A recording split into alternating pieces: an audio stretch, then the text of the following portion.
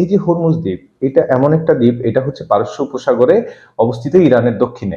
ছোট্ট একটা দ্বীপ, দূর থেকে দেখলে মনে হয় একটা রঙের প্যালেট নিয়ে বসে আছে। রঙের প্যালেট কেন বলছি, এই দ্বীপটা এমন এক আজব মাটি দিয়ে তৈরি, কোথাও লাল, কোথাও সবুজ, কোথাও বেগুনি, কোথাাও কমলা, কোথাও হলুদ রঙের মাটি দিয়ে গঠিত। তবে এইটার যে হচ্ছে সি বিচ এরিয়া গুলো আছে, এইখানে হচ্ছে লাল মাটি। এখানে লাল মাটিগুলো, এই মাটিগুলোতে লেড অক্সাইডের পরিমাণ অনেক বেশি, যেটাকে বলা হয়, যেটা বৈজ্ঞানিক ভাষায় বলা হয় হচ্ছে রেড অকার বা হচ্ছে হেমাটাইট।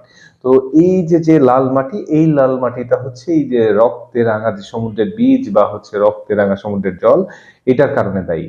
এটা কেন কারণে দায়ী, যখন হচ্ছে প্রচন্ড বৃষ্টিপাত হয় বা বৃষ্টির পরিমাণ বেড়ে যায়, তো তখন হচ্ছে ওই লাল মাটি ধুয়ে ধুয়ে সমুদ্রের জলে গিয়ে মেশে বা হচ্ছে পুরা বীজটা সয়লাব হয়ে যায়। তো তখন হচ্ছে যারা একদম হুটহাট করে যান, তো তারা একটু আতঙ্কগ্রস্ত তো হবেনই, ভয়ই পাবেন।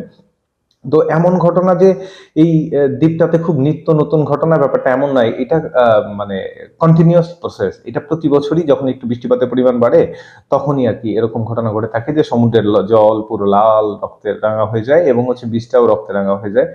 কিন্তু যারা নতুন যান তারা আতঙ্কগ্রস্ত হন। স্থানীয়রা এই ব্যাপারটার সাথে অ্যাডজাস্ট করে গেছেন, কোপ আপ করে গেছেন, কারণ তারা এটা দেখেই অভ্যস্ত। তো এখন ঘটনা হচ্ছে এই যে লেড অক্সাইড সমৃদ্ধ যে মাটিটা, এই মাটিটা কি যখন হচ্ছে বৃষ্টিতে ধুয়ে সমুদ্রে যায়, বা এই মাটিটা কি ক্ষতিকর? এটা ক্ষতিকর নয়, এটা প্রাকৃতিক খনিজ।